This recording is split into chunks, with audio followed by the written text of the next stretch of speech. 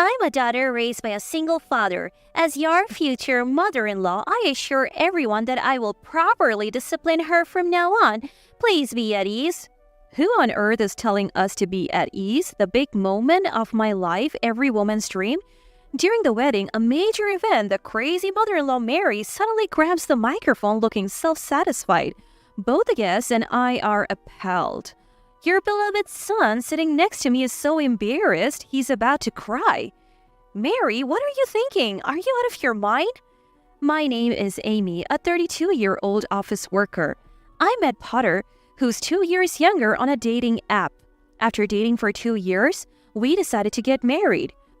We first went to my dad, who cried tears of joy. I naively thought Potter's parents would react the same, but that expectation was quickly dashed. "No way, I don't approve. Someone you met through such an obscure method and moreover from a single parent? I won't accept it." I was taken aback by the uniquely outrageous Mary. Contrary to her father-in-law, Thomas said, "Hey, that's rude. Sorry, Amy. I still can't let go of my child. Please, take good care of Potter." I had heard Mary was a bit overprotective, but this was beyond my expectations. She's like a monster. Potter is an only child, and Mary and Thomas married late. Mary was 42 when Potter was born. Nowadays, meeting through a dating app is not unusual, but it seems they have a strong impression that no good people come from online meetings. Furthermore, they seem to really dislike the fact that I was raised by a single parent. Children of divorced parents have higher divorce rates. I don't want Potter to go through that sadness. What an absurd claim. I thought, where did she get that information? But it was clear Mary cared deeply for Potter. As she continued her high-handed attitude, I couldn't help but give a wry smile. "Enough already. You don't know anything about Amy. Her mom didn't divorce. She passed away in an accident." Reacting to Peter's words, Mary said, "Oh, is that so? But still," she seemed about to complain when Thomas finally lost his temper. "Potter is already 30 years old. Isn't it time you let go?" Mary didn't seem fully convinced, but somehow we managed to get their blessings for our marriage. That's when my days of hell began. After the family meeting, I moved in with Potter. Mary's demeaning attitude was overwhelming even during that meeting. My parents, unlike Mary and Thomas, married early. I was born when Dad was just 20. Mary seemed bothered by this too. "Leonard, having Amy at 20, you must have been quite the character in your youth," she said. Thomas, exasperated by her words, said, "What an impolite thing to say. Leonard, I apologize for Mary. We are relieved and happy that someone as responsible and lovely as Amy has chosen Potter." And he said something that made me happy. Mary may have thrown rude words, but Dad had been earnestly working hard since graduating high school, even after Mom passed away. "I'll never love anyone more than Effie," he would always say, continually cherishing Mom. I felt nothing but disgust for Mary, who judged Dad solely based on his age and appearance. Dad just laughed it off, but he reached out after the meeting. "Mary is quite unique. But are you okay, Amy?" He worried. I had some concerns, but I wasn't living with Mary, so I thought I could manage. The first morning living together arrived. My phone rang at 4 a.m. "What? An alarm? A call?" "Yes?" I answered grudgingly. "What's with that pitiful voice? Isn't it time for morning chores?" "Mary?" I was wide awake from the shock. "Morning chores? Does Potter always wake up this early?" Annoyed by my questions, she snapped, "Not his, yours." Confused by her response, I stayed silent as Mary began spouting nonsense. Apparently, a wife must wake up earlier than her husband, clean the house, prepare a warm meal, get dressed, and wake him up. That was the morning rule. Losing my mom at a young age, I momentarily wondered, really? But I quickly came to my senses. "Anyway, if you want to marry Potter, this is just basic, understand?" Snorting in excitement, Mary said, What era are you living in? I can't do all that every morning. I have work too." Potter said he's fine with a light breakfast and I'll try to do the cleaning on my days off without overexerting myself. I apologized briefly and went back to sleep. I felt a bit rude, but Mary calling early in the morning with her bizarre rules was pretty rude too, so I figured we were even as I drifted back to sleep.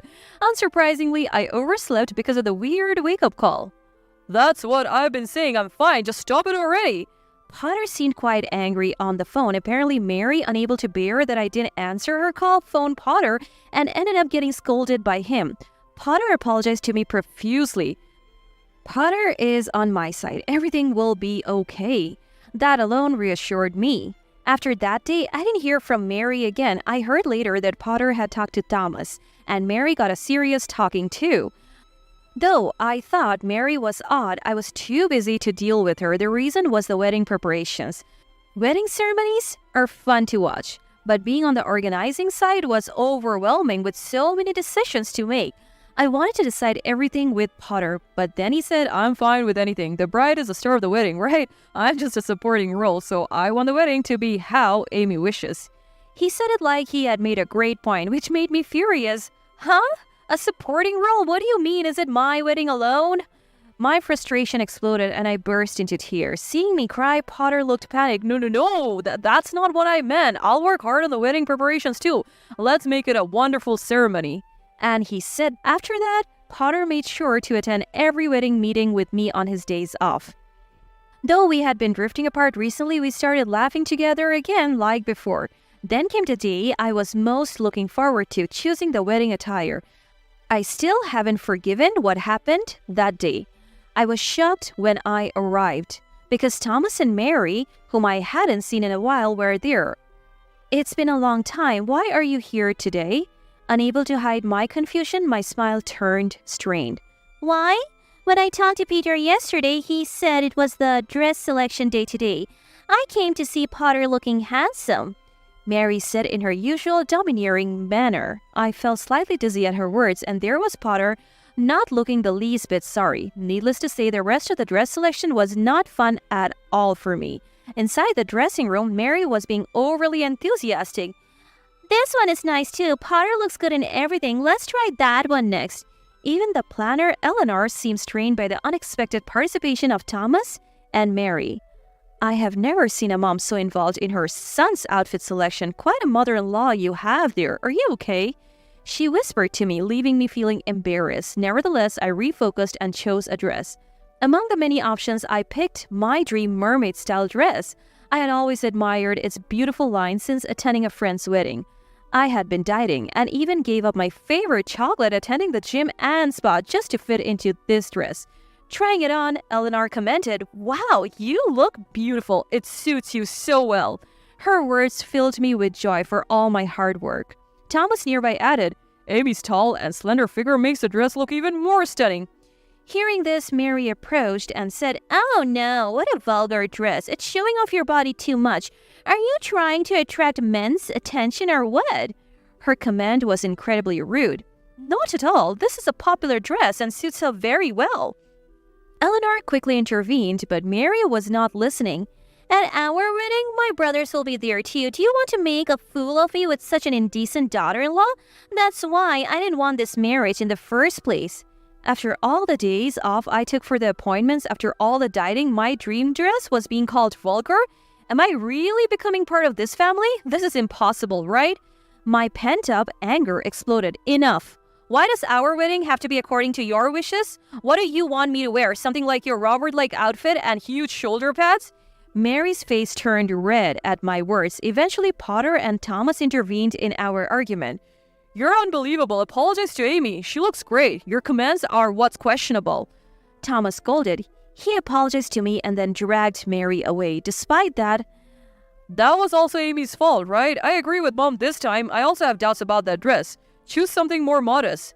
Potter said. I was deeply hurt by his words. I had always told Potter I wanted to wear a mermaid dress and he had agreed, but now, doubting whether I should continue with the marriage, I decided, I'm going back to my parents' house for a while. I'm not sure if we should get married like this. Potter was silent for a moment before saying, "My feelings haven't changed." Despite his words, I went back home. "Dad, I'm sorry. The wedding might be off." To this, Dad simply replied, "I see," and asked no further questions. I felt deeply sorry that Dad had been looking forward to seeing me as a bride. Alone with my thoughts, I began to reminisce about the fun times Potter and I had shared over the past 2 years. We had met on a dating app, introduced by a friend, and at one point I even believed it was destiny. Our family-only wedding was next month, invitations already sent, and my cousins had expressed their excitement. Eleanor had been a great help, and the thought of it all being for nothing just made me sigh. A few days later, after work, Potter asked me to meet him at a cafe. To my surprise, Thomas and Mary were there, and urged by Thomas, Mary apologized to me. I was wrong last time. Thomas scolded me. I let my anger get the best of me.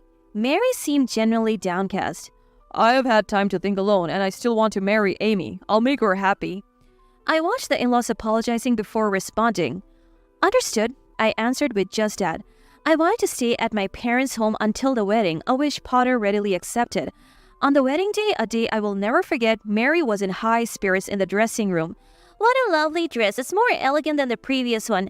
I was right in my choice, she remarked. I had given up on the mermaid dress for one chosen by Mary. Not at all to my taste, Eleanor repeatedly asked. The previous dress suited you so well? Are you sure about this one? And she repeatedly spoke to me. Honestly, I didn't care anymore about the wedding. The family-only wedding proceeded smoothly until near the end when Mary stood up and grabbed a microphone. Thank you all for being here for Potter's sake, she began, to Potter sitting next to me. What? I haven't heard anything about this. As I tilted my head, Potter seemed to be in the same boat, shaking his head. Mary continued, Amy being raised by a single father will be disciplined by me, her mother-in-law, to learn the wife's rules. Rest assured, everyone. What did she just say?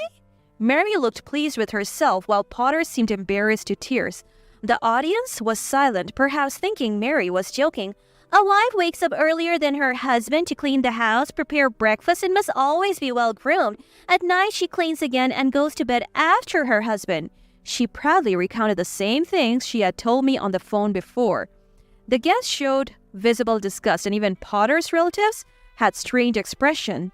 This is absurd. I watched Mary's one-woman show, wondering if this was her idea of revenge. It was utterly pointless. At this moment, Thomas, sitting next to Mary, interjected. Is that all you wanted to say? What? Mary seemed surprised that Thomas joined the conversation. I'm speaking now. Be quiet, she snapped. No, I have had enough. Do you even have the right to lecture others? You used to be diligent with chores when Potter was home. But what about now? Thomas revealed that since Potter left, Mary had been neglecting household chores, and he was doing most of them now. I couldn't believe how audaciously Mary had behaved towards guests. Thomas's revelation prompted laughter from some guests. Then Dad stood up. Is my daughter Amy being sent to prison or something? She can't live in such a house. Don't insult my precious daughter. Dad's words brought tears of happiness to my eyes. There were quiet claps around the room. Mary, with her face red and receiving cold stares, looked around in dismay. Amy, say something. Amy, isn't this situation awkward enough? Despite his mom creating the situation, Potter pathetically relied on me, so I stood up with the microphone. Ladies and gentlemen, I'm canceling the wedding here and now. We will return your gifts immediately. The room buzzed with murmurs, some clapping. Potter looked shocked. Mary, too, was surprised by my decision. As you can see, I'm not liked by Mary. The dress I'm wearing was chosen by her. The dress I really wanted to wear was deemed vulgar and indecent by her, and I can't follow her nonsensical rules, so I'm calling off this marriage. This declaration was met with applause from my relatives. Hey, what are you deciding on your own? I'm allowing this marriage. A son's wife should just listen to her mother-in-law. Thomas scolded her. Shut up now. Amidst the chaos, a relative from Potter's side spoke up. You, be quiet. Weren't you the one who was tormented by your mother-in-law in your first marriage and cried back to your parents' house? How can you do the same? Apparently, Mary had been divorced once and suffered greatly at the hands of her mother-in-law in her first marriage. Despite such an experience, what a dreadful person. Mary fell silent at this revelation. Huh? You're really canceling the wedding? I'll sue you for breaking up the engagement. Potter glared at me fiercely from beside me. But I wasn't scared at all. Huh? You dare say that while I was at my parents' house? You already engaged, brought a woman you met on a dating app to our home. I can't marry someone as despicable as you. Potter's face paled. Well, he stammered. Everyone, Potter just said he would sue me for breaking off our engagement despite him cheating during our engagement. I know everything, so go ahead and sue. How dare you say such a thing? Screw you.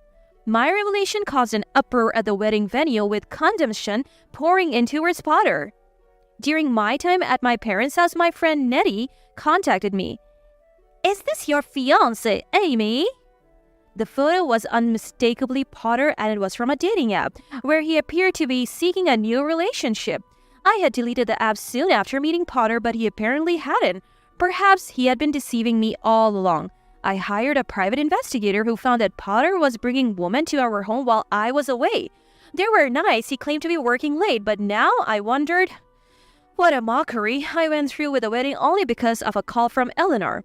Potter's mom contacted me, wanting to read a letter at the wedding in secret. I immediately sensed that spiteful Mary was plotting something. No wonder she was in such a good mood.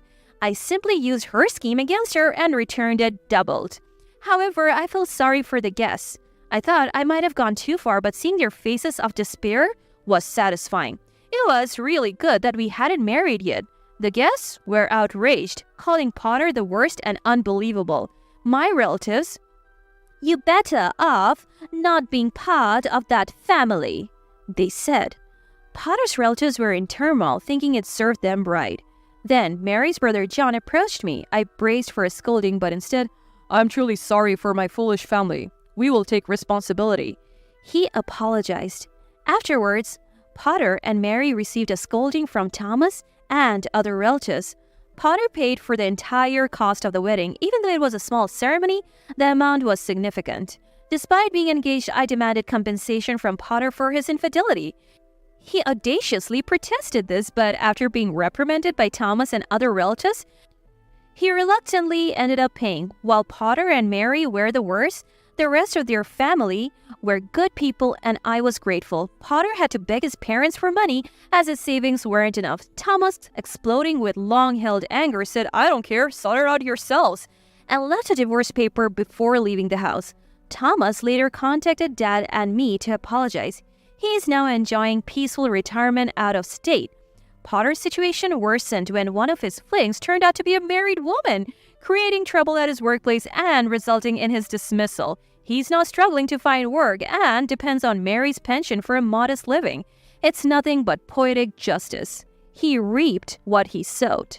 Years later, a friend introduced me to someone and I remarried. I finally wore my dream mermaid dress at my second wedding. When moving out of state for my husband's job made me sad, Dad said, Amy, make sure you're happy this time. I assured him with a smile, "Of course."